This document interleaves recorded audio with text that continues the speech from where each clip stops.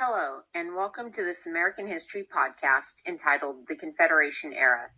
In the last podcast, you learned about the issues that faced the United States after winning the Revolutionary War. But in this podcast, you will learn about the early years of the United States. Again, this is the Confederation Era. So after winning the American Revolution, America, the colonists, now had access to land west of the Appalachian Mountains that they really didn't legally have access to before because of the Proclamation of 1763. And so people began moving west. So this image is of Daniel Boone. So in 1775, Daniel Boone, pictured right here, and 30 others helped to build what is known as the Wilderness Road. This road ran westward over the Appalachian Mountains into Kentucky. Settlers traveled the road on foot and on horseback.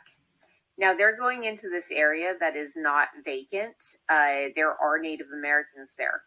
Some Native Americans hunted, fished, and lived in the Kentucky region where they were headed.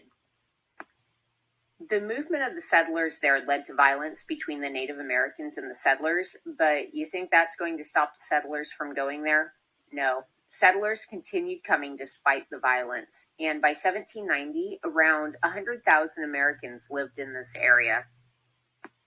Now, that is just one issue that is going on in the colonies or in the new United States in this time. Another issue was new states were trying to figure out, how are we going to establish our own government? What kind of rules are we going to set for our own states?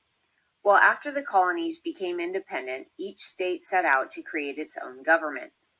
Some states created governments with separate branches of government.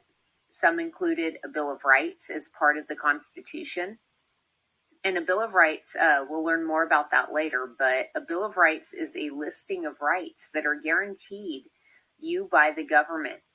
And while some states had a Bill of Rights, all states set up a Republican form of government. And in case you don't remember this from last year, a republic or a Republican form of government is a government in which people choose representatives to govern them. And I really like this picture because I think it really illustrates for us what a republic is. And if you really look at this, obviously this is a ruler. He's got a sword and a scepter. But if you look really closely at his body, you may notice that his body is not what we would consider a normal human body, but in fact, it's really made up of a bunch of people, and that's really a good picture of a republic. It is a government where the people rule. People choose representatives to help make decisions for them.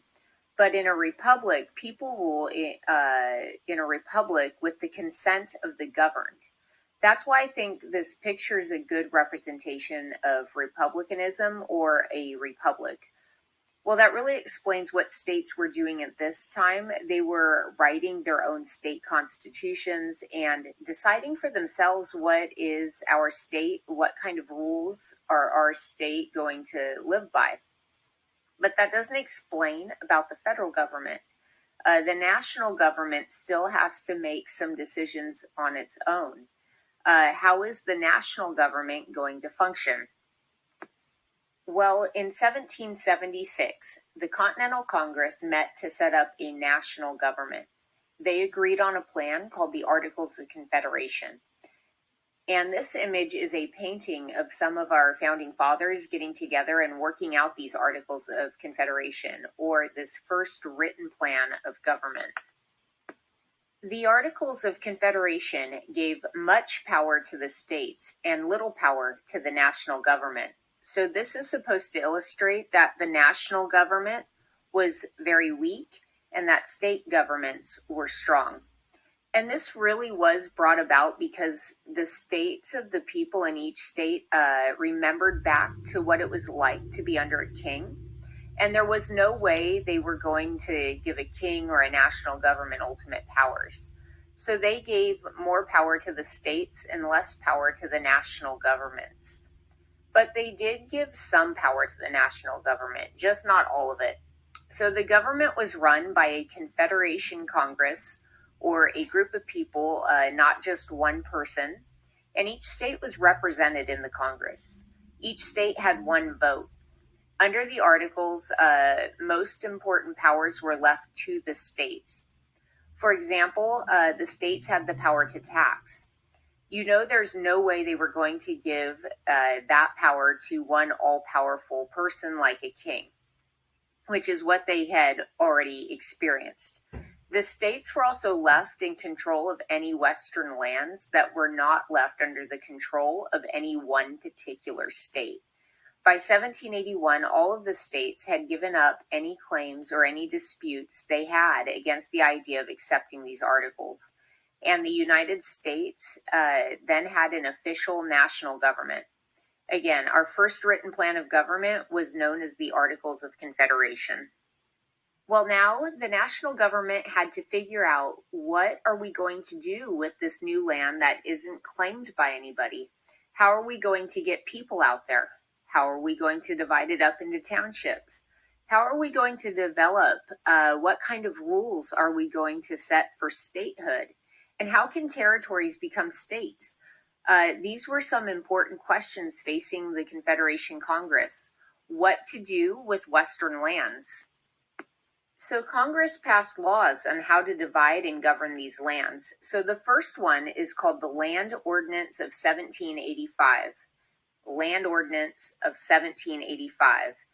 And in this land ordinance, it staked out 6 mile square plots called townships, and that's being illustrated here.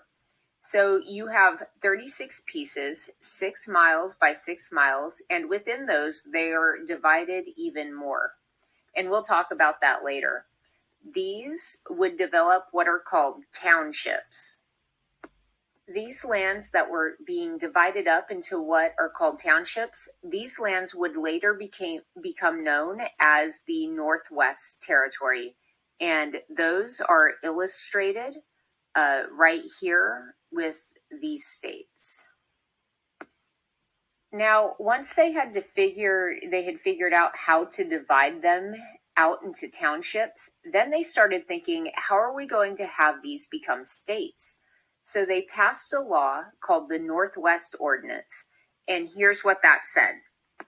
Once a territory reached 60,000 in population, they could then ask to become a state. They could seek statehood. It didn't automatically become a state, but they could seek statehood. So the Northwest Ordinance described how the Northwest Territory was to be governed. It set conditions for settlement in the Northwest Territory and outlined settlers' rights. Slavery was outlawed, and rivers within that area were to be open to navigation by all, so all could use the rivers. Freedom of religion and trial by jury were guaranteed. So the Land Ordinance of 1785 helped to create townships and sell off federal land into private townships, which would later, through the Northwest Ordinance, become states. Once they reached the proper population and agreed to several rules of settlement. Okay, so Land Ordinance of 1785 and the Northwest Ordinance. Well, the Confederation Congress had few successes other than the Northwest Ordinance. The new nation faced problems that the Congress did not have the power to solve. In other words, this first written plan of government, the Articles of Confederation, it was a good first attempt. But like most first attempts, sometimes you don't anticipate some of the problems that might arise. One major problem that the Articles of Confederation couldn't fix was debt. The Congress had borrowed large sums of money during the Revolutionary War. Much of the money was owed to soldiers of its own army. Even if the Congress wanted to pay the soldiers, it didn't have the power to levy taxes or to force other states to pitch in and pay taxes.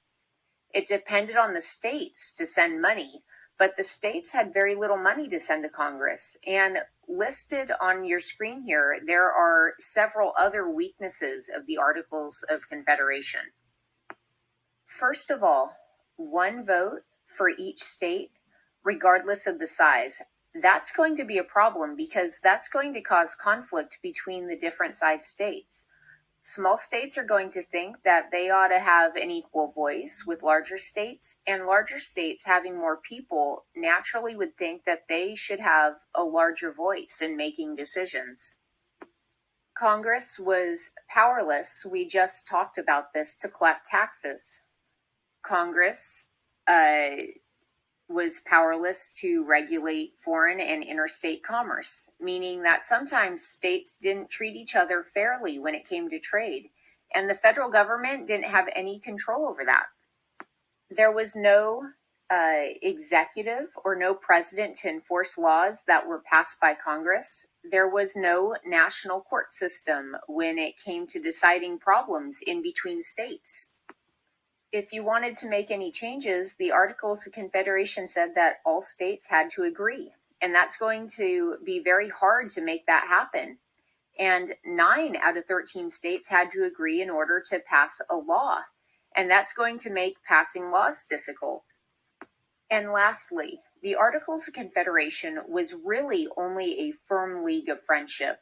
There was nothing binding those states together or forcing them to act together. They were simply 13 independent states that agreed to be friends.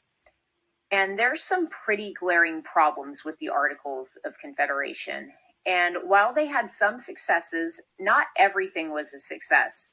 And that's going to lead to the next lesson, where some states are going to start thinking that maybe it's time to change these Articles of Confederation.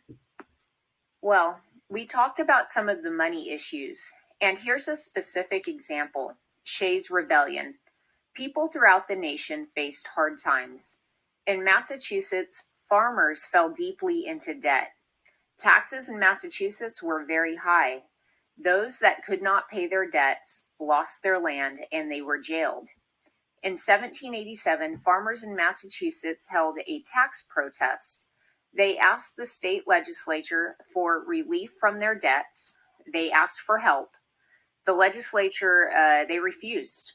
And the farmers rebelled, and they were led by a guy named Daniel Shays.